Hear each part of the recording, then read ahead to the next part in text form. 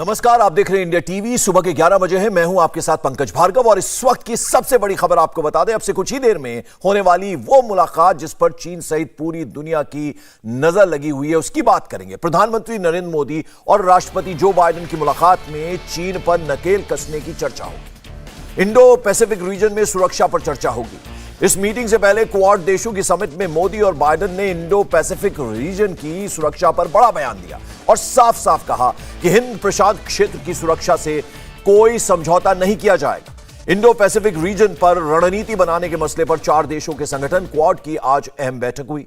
इस मीटिंग में सभी सदस्य देशों ने आपसी सहयोग को और ज्यादा मजबूती देने और पूरे रीजन को सुरक्षित रखने पर जोर दिया। और अब पूरी दुनिया की नजर नरेंद्र मोदी और जो बाइडेन की मीटिंग पर है। मोदी और बाइडेन की मीटिंग से चीन टेंशन में है, तो कुछ ही देर में यह बैठक शुरू होगी। मोदी और बाइडेन ने अपनी मीटिंग से पहले क्वाड समिट में चीन पर डायरेक्ट टारगेट किया। क्वाड सम्मेलन में प्रधानमंत्री नरेंद्र मोदी ने कहा, हिंद प्रशांत क्षेत्र में सुरक्षा क्वाड देशों की प्राथमिकता है। समिट में राष्ट्रपति जो बाइडेन ने कहा कि हिंद प्रशांत क्षेत्र में चीन लगातार चुनौती खड़ी कर रहा है।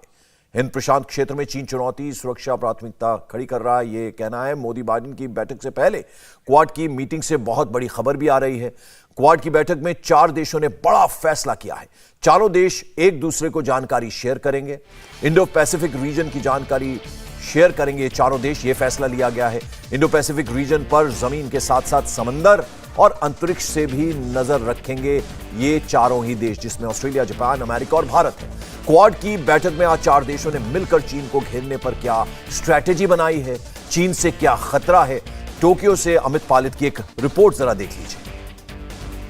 टोक्यो में क्वाड समिट खत्म हो चुका है और इस दौरान प्रधानमंत्री Modi, Joe Biden, prime minister Kishida और साथ ही ऑस्ट्रेलियन प्राइम मिनिस्टर के बीच बहुत अहम चीज़ों पर चर्चा हुई है और कुछ खास बातें निकल कर आई है, जिसमें सबसे महत्वपूर्ण चीज़ आपको बताना चाहते हैं वो है Indo Pacific partnership on maritime awareness domain, जिसका मतलब ये होता है कि इस पूरे रीजन में, जिसमें प्रशांत महासागर और साथ ही यहाँ पर हिंद महासागर के बीच तमाम जो इलाके आते हैं, यहां पर जो भी हलचल है, जो कुछ भी होगा, अब चारों देश आपस में इसका इंफॉर्मेशन शेयर करेंगे, क्योंकि चीन इसी इलाके में अपना वर्चस्व लगातार बनाता जा रहा है, बढ़ाता भी जा रहा है। साउथ चाइना सी, जहां पर 9 डैश लाइन के पास उसने छोटे छोटे जो आइलैंड्स थे उस पर उसने कब्जा किया। उसके बाद उसने वहां पर मैनमेड आइलैंड्स बनाए, वहां पर उसने रनवेज बना दिए, वहां पर उसने अपना एयरबेस बना दिया। तो इस तरह की चीजें, जो हरकतें हैं, आगे ना हो, इस पर नजर रखी जाएगी और चारों देश आपस में ये इंफॉर्मेशन शेयर करते रहेंगे।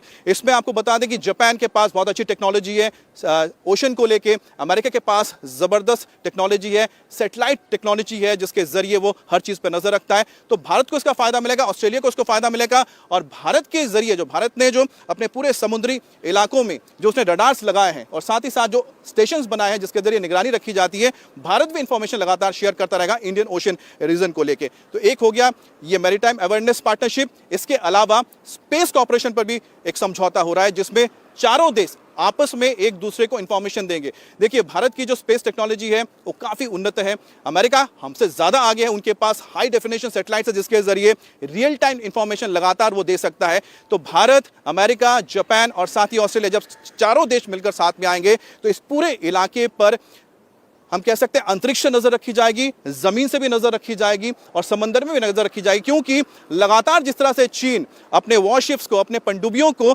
इंडियन ओशन या फिर प्रशांत महासागर के इलाके में भेज रहा है, उससे कहीं ना कहीं इन सभी देशों के ऊपर एक खतरा पैदा होता है। लेकिन जब चारों मिलकर साथ में आएंगे, इंफॉर्मेशन शेयर करेंगे, तो उसका फायदा चारों को मिलेगा। इसके अलावा आपको बता दें, वैक्सीन को लेकर एक बड़ा पार्टनरशिप होने जा रहा है, जिसमें भारत को $100 मिलियन दिया जाएगा और वैक्सीन प्रोडक्शन को लेके, जिससे कि क्वाड के अंतर्गत और वैक्सीन का प्रोडक्शन हो और जो इंडो पैसिफिक रीजन है यहां पर दूसरे देशों को वैक्सीन दिया जा सके। इसके साथ ही 250 मिलियन से भी ज्यादा वैक्सीन ऑलरेडी दिया जा चुका है क्वाड के तहत, जिसमें भारत का एक बहुत बड़ा हिस्सा है। हाल ही में आसियान कंट्रीज को भारत ने वैक्सीन दिया है, तो आगे भी होता रहेगा। इसके अलावा 100 स्टूडेंट्स को फेलोशिप दिया जा रहा है, क्वाड फेलोशिप, जिसके जरिए अमेरिका में भारत, अमेरिका, इसके अलावा ऑस्ट्रेलिया और जापान के जो 100 स्टूडेंट्स हैं वो पढ़ाई करने जाएंगे और उनको यह मौका मिलेगा कि किस तरह से इन सभी देशों के बीच एक रिश्ता मजबूत होगा। इन चारों देशों के अंदर क्या उनकी संस्कृति है, कल्चर है, सभ्यता है, उनके व्यूज क्या है, वो समझ पाएंगे।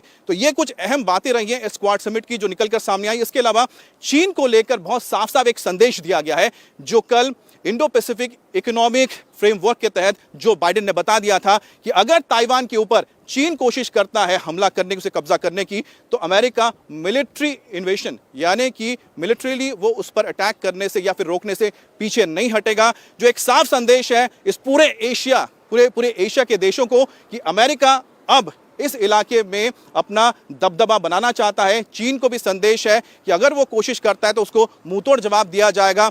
और उसी तरह से जो एशियन कंट्रीज है अब वो समझ सकते हैं कि अगर चीन से आपको डर लगता है तो यहां पर अमेरिका मौजूद है। और क्वाड का फॉर्मेशन ये बताता है कि चारों देश मिलकर यहां पर चीन को रोकने के लिए तैयार है, चाहे इकोनॉमिक हो या फिर मिलिट्रीली हो। कैमरा पर्सन जान शर्मा के साथ Amit Palit, India TV, Tokyo, Japan. India TV हर वक्त हर जगह डाउनलोड करने के लिए सर्च करें India TV news Google Play Store या ऐप स्टोर पर।